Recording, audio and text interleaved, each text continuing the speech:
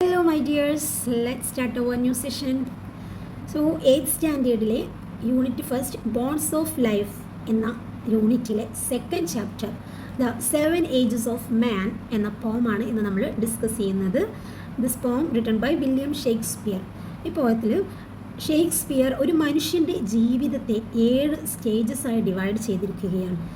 ജനനം മുതൽ മരണം വരെ ഒരു മനുഷ്യൻ ഫേസ് ചെയ്യുന്ന അല്ലെങ്കിൽ ആ മനുഷ്യൻ്റെ ജീവിത കാലഘട്ടത്തിലെ ചേഞ്ചസുകളാണ് ഈ പോയത്തിൽ നമുക്ക് കാണാൻ സാധിക്കുന്നത്. So let's start. The 7 ages of man. All the world's a stage, and all the men and women merely players. They have their exits and their entrances, and one man in his time plays many parts. His acts being 7 ages. ഈ ലോകം മുഴുവനും ഒരു വേദിയാണ് എന്നാണ് പറഞ്ഞിട്ടുള്ളത് അല്ലേ. നമ്മുടെ Shakespeare എന്താ പറയുന്നത്, ലോകത്തെ ഒരു നാടകമായിട്ടാണ് പറയുന്നത്. ലോകം അല്ലെങ്കിൽ ഒരു മനുഷ്യൻ്റെ ജീവിതം എന്ന് പറയുന്നത് ഒരു നാടകമാണ്. And all the men and woman merely players. Merely means വെറും അല്ലേ. ഈ ലോകത്തിലുള്ള മെൻ ആൻഡ് വുമൺ, അതായത് ആണുങ്ങളും സ്ത്രീകളും പുരുഷന്മാരും ഒക്കെ എന്താണ്, വെറും പ്ലേയേഴ്സ് മാത്രമാണ്, നാടകത്തിലെ അഭിനേതാക്കൾ മാത്രമാണ്. They have their exits and their entrance, and one man in his time plays many parts, his act being 7 ages. എന്ന് ഷേക്സ്പിയർ പറയുകയാണ്, ഓരോ മനുഷ്യൻ്റെ ജീവിതത്തിലും ഒരു എക്സിറ്റും ഒരു എൻട്രൻസും ഉണ്ട് എന്ന്. എന്താണ് എക്സിറ്റ് എന്ന് ഉദ്ദേശിക്കുന്നത്? എന്താണ്, മരണത്തെയാണ്. എൻട്രൻസ് എന്ന് ഉദ്ദേശിക്കുന്നത് ജനനം. ഒരു മനുഷ്യൻ്റെ ജനനം മുതൽ മരണം വരെയുള്ള കാലഘട്ടമാണ് ഒരു മനുഷ്യൻ്റെ ഒരു ജീവിതം എന്ന് പറയുന്നത്. ജീവിതമെന്ന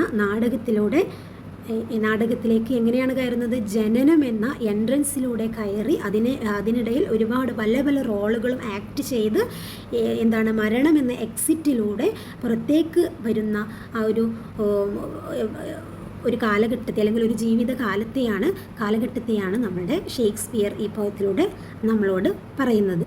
ഏതൊക്കെയാണ് ആ 7 സ്റ്റേജസുകൾ എന്നുള്ളതാണ് ഇനിയുള്ള സ്റ്റാൻസയിൽ നമ്മൾ കാണാൻ പോകുന്നത്.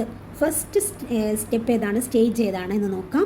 At first the infant mewling and puking in the nurse's arms, and then the whining schoolboy with his satchel and shining morning face creeping like a snail unwilling to school.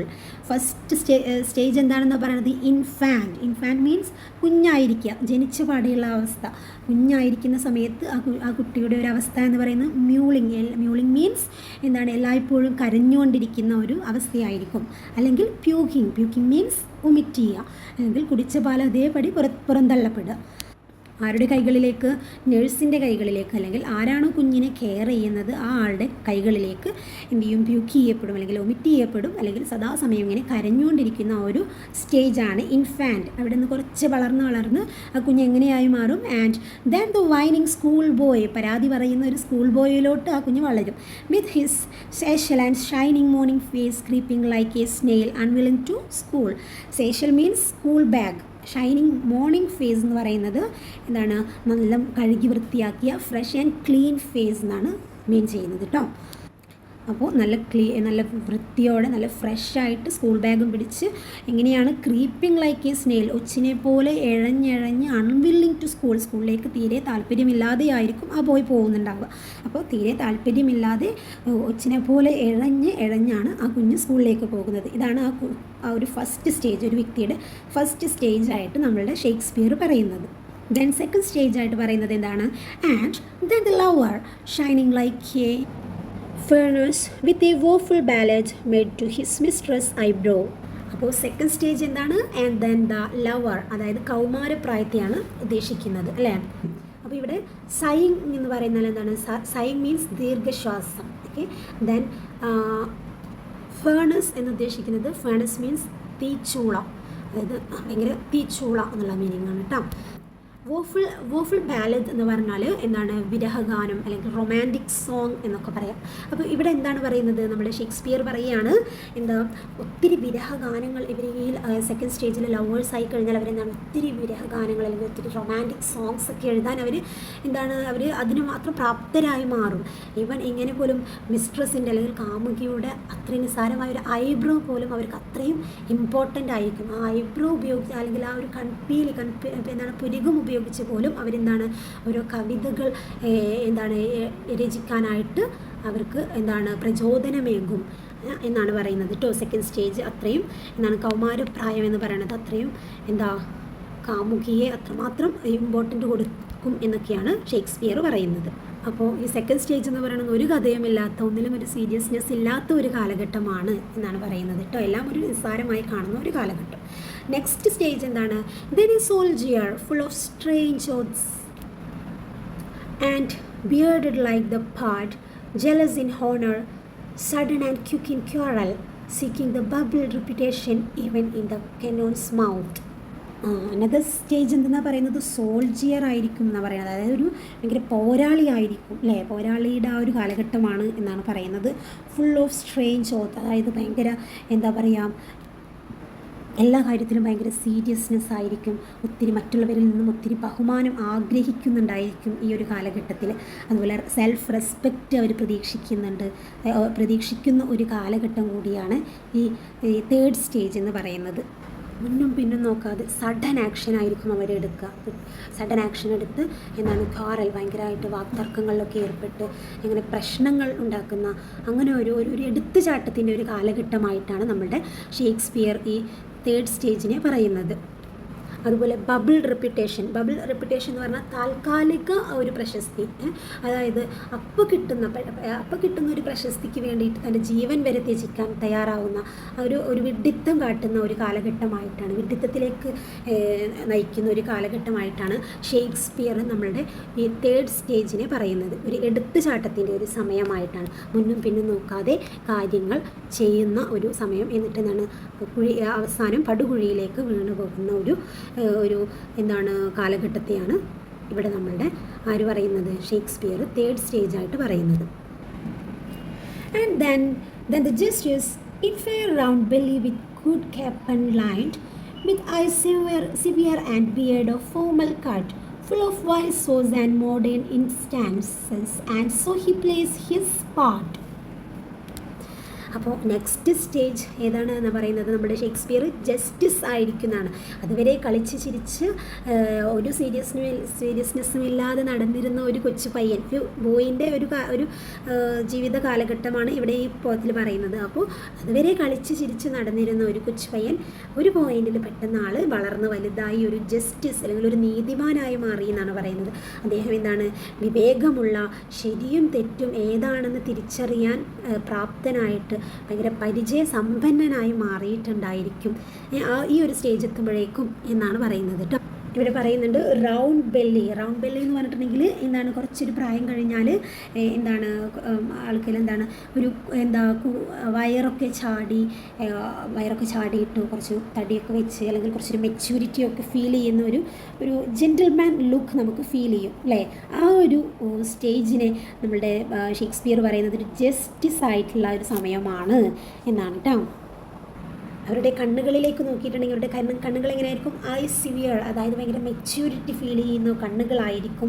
അതുപോലെ നീറ്റ് ലുക്കിലായിരിക്കും അവരുടെ എന്താണ് look and appearance. അവരുടെ താടിയൊക്കെ എങ്ങനെയായിരിക്കും? ഇപ്പോൾ തലമുടിയൊക്കെ ആ ഒരു ഫാഷനൊക്കെ ഒഴിവാക്കി ഭയങ്കര ക്ലീനായിട്ട് ഭയങ്കര എന്താണ് മാന്യമായ രീതിയിൽ മുടിയൊക്കെ വെട്ടി ഒതുക്കി കണ്ടാൽ ഒരു നല്ലൊരു മാന്യൻ അല്ലെങ്കിൽ ഒരു എന്താണ് ജെൻറ്റിൽമാൻ ലുക്ക് നമുക്ക് ഫീൽ ചെയ്യും. മാത്രമല്ല അവരുടെ സംസാരത്തിൽ അവർ ഒരുപാട് ഉപദേശങ്ങൾ വരും തലമുറകളോടൊക്കെ ഭയങ്കരമായിട്ട് ഉപദേശിക്കുന്നവരായിരിക്കും. അവരുടെ ജീവിത പരിചയം വെച്ചുകൊണ്ട് അവരുടെ ആ ഒരു സംസാരത്തിനിടയിലൊക്കെ എന്തൊക്കെ വരാറുണ്ട്? വൈസോസ് എന്ന് പറഞ്ഞാൽ പഴഞ്ചൊല്ലുകൾ. നമ്മുടെ പാരൻസൊക്കെ അവർ സംസാരിക്കുമ്പോൾ അല്ലെങ്കിൽ നമ്മൾക്ക് ഉപദേശങ്ങളൊക്കെ തരുമ്പോൾ ഒരുപാട് പഴഞ്ചൊല്ലുകളൊക്കെ അവർ യൂസ് ചെയ്യും. അല്ലെങ്കിൽ അവർക്ക് പഴഞ്ചൊല്ലുകളും അറിയുന്നുണ്ടായിരിക്കും, എന്നാൽ പോലും അവർക്ക് എന്തും അറിയാം. അവർക്ക് മോഡേൺ ഇൻസ്റ്റൻസും അറിയാം. അതായത് മോഡേൺ കാലഘട്ടത്തിലുള്ള കാര്യങ്ങളും അവർക്ക് മോഡേൺ കാലഘട്ടത്തിലെ കാര്യങ്ങളിലും അവർക്ക് അറിവുണ്ടായിരിക്കും. അപ്പോൾ പഴഞ്ചൊല്ലുകൾ അറിയുന്നത് പോലെ തന്നെ ഇപ്പോൾ സമകാലീന സംഭവങ്ങളും അവർക്ക് അറിയുന്നുണ്ടായിരിക്കും. അപ്പോൾ എന്താണ് ചുരുക്കി പറഞ്ഞിട്ടുണ്ടെങ്കിൽ ഈ സ്റ്റേജിൽ എന്താണ് ഭയങ്കര മാന്യന്മാരായിരിക്കും, ഭയങ്കര ജെൻറ്റിൽമാനായിട്ട് ഇവരുമായി കളിച്ച് നടന്ന് ചിരിച്ച് നടന്നിരുന്ന ആ പയ്യന്മാർ ഒരു പോയിന്റിൽ അവർ ജെൻറ്റിൽമാനായിട്ട് മാറിയിട്ടുണ്ടായിരിക്കും, കുറച്ച് സീരിയസ് ആയിട്ടുണ്ടായിരിക്കും. അപ്പോൾ നമ്മൾ 5th സ്റ്റേജസും പറഞ്ഞു കഴിഞ്ഞു. അടുത്ത സ്റ്റേജ് 6th സ്റ്റേജ് എന്താണെന്നാണ് പറയുന്നത്? നെക്സ്റ്റ് സ്റ്റേജ് എന്താണ്? The sixth age shifts into the lean and slippered pantaloon with spectacles on nose and pouch on side. His youthful horse, well saved, a world too wide as for his shank, and his big manly voice, turning again towards childish treble, pipes and whistles in his sound.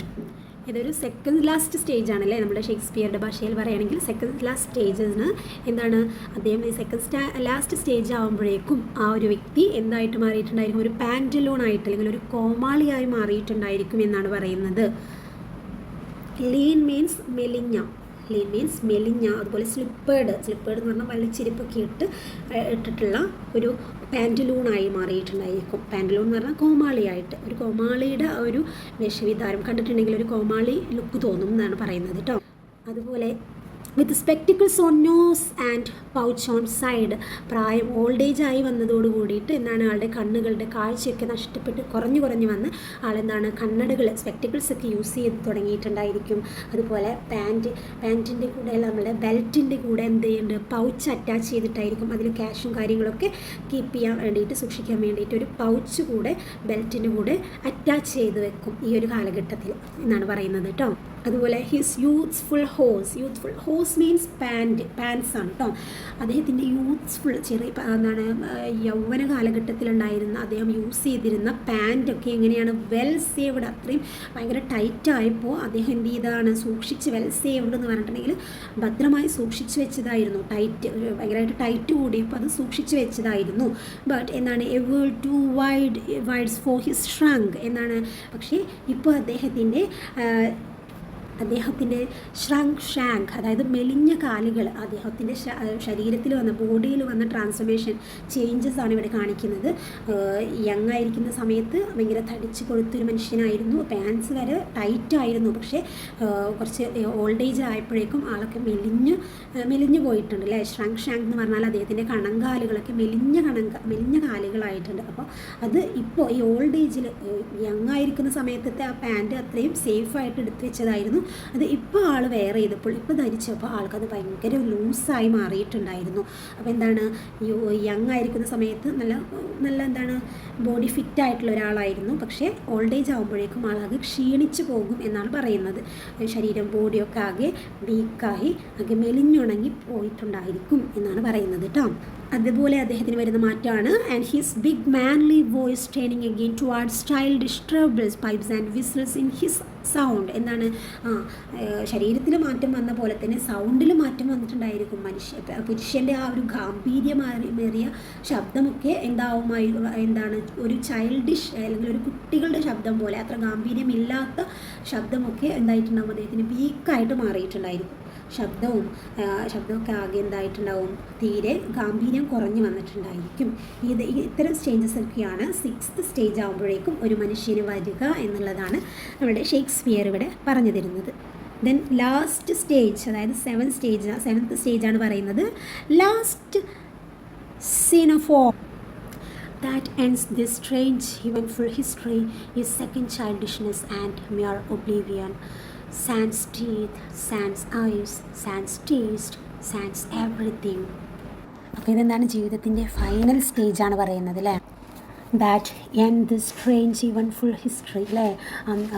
ജനിച്ച അന്ന് മുതൽ എന്താണ് കൗമാരക്കാലം കഴിഞ്ഞു, ഭയങ്കര പോരാളിയായി, വാർദ്ധക്യവും ഒക്കെ കഴിഞ്ഞ് ആളെന്താണ് ആളുടെ ആ ഒരു ഹിസ്റ്ററി, ആ ഒരു മനുഷ്യൻ്റെ ആ ഹിസ്റ്ററി അതോടെ അവസാനിക്കുകയാണ് അല്ലേ. ഫൈനൽ സ്റ്റേജിലേക്കാണ് ആൾ എത്തിയിട്ടുള്ളത്, ജീവിതത്തിൻ്റെ അന്ത്യം അല്ലേ. മരണത്തോട് അടുത്ത് നിൽക്കുന്ന ആ ഒരു സമയമാണ് ലാസ്റ്റ് സ്റ്റേജായിട്ട് ഷേക്സ്പിയർ പറയുന്നത്. ശരിക്കും പറഞ്ഞാൽ ഇതെന്താണ്? ഒരു സാഡസ്റ്റ് സ്റ്റേജാണല്ലേ. ഈ സ്റ്റേജിൽ നമുക്ക് ഓർക്കുമ്പോൾ ഭയങ്കര വിഷമം തോന്നില്ലേ. ആ ഒരു ആളുടെ ഒരു ജീവിതത്തിൻ്റെ അവസാന നിമിഷമാണത് അല്ലേ. എന്താണ്? ഇതൊരു സെക്കൻഡ് ചൈൽഡിഷ്നെസ് ആണ്. അതായത് ജനിക്കുന്ന സമയത്ത് എന്താണ് ഒന്നും കാണാൻ കഴിയില്ല, പല്ലില്ല, കാഴ്ചയില്ല, ടേസ്റ്റ് അറിയില്ല, അതുപോലെ ഒന്നും അറിയാത്ത ഒരു കാലഘട്ടമാണ് ജനിച്ച സമയം എന്ന് പറയുന്നത്. അതുപോലെയാണ് ആ മരണത്തോടടുക്കുന്ന സമയത്തും എന്താണ് ഒന്നും അറിയാൻ സാധിക്കില്ല. എല്ലാം എന്താണ്? സാൻസ് എന്ന് പറഞ്ഞിട്ടുണ്ടെങ്കിൽ വിത്തൗട്ട്, ഒന്നുമില്ലാത്ത സമയമാണ് കേട്ടോ. സാൻസ് ടീത്ത്, പല്ലുകളില്ല. സാൻസ് ഐസ്, കാഴ്ചശക്തി പോയിക്കൊണ്ടിരിക്കുന്നു. സാൻസ് ടേസ്റ്റ്, എന്താണ്? ടേസ്റ്റൊക്കെ നഷ്ടപ്പെട്ടുകൊണ്ടിരിക്കുന്നു. സാൻസ് എവറിത്തിങ്, എല്ലാം നഷ്ടപ്പെട്ട ആ ഒരു സിറ്റുവേഷൻ അല്ലെങ്കിൽ ആ ഒരു സ്റ്റേജ്, അതായത് മരണമാണ് ഇവിടെ ഉദ്ദേശിക്കുന്നത് അല്ലേ. Last stage is the saddest stage ആണല്ലേ. അപ്പോൾ ഇതാണ് നമ്മളുടെ വില്യം ഷേക്സ്പിയർ പറഞ്ഞ the 7 ages of a man എന്ന് പറയുന്നത് അല്ലേ. അപ്പോൾ ഏതൊക്കെയാണ് 7 സ്റ്റേജസുകൾ ഏതൊക്കെയാണ്? Baby or school boy, then lover, third stage soldier, justice, old man, and at last stage is very old age, that is second childishness, that is the saddest stage. Okay, last stage എന്താണ്? ഭയങ്കര ഒരു saddest stage ആണല്ലേ. So എല്ലാവർക്കും മനസ്സിലായെന്ന് വിശ്വസിക്കുന്നു. Thank you so much.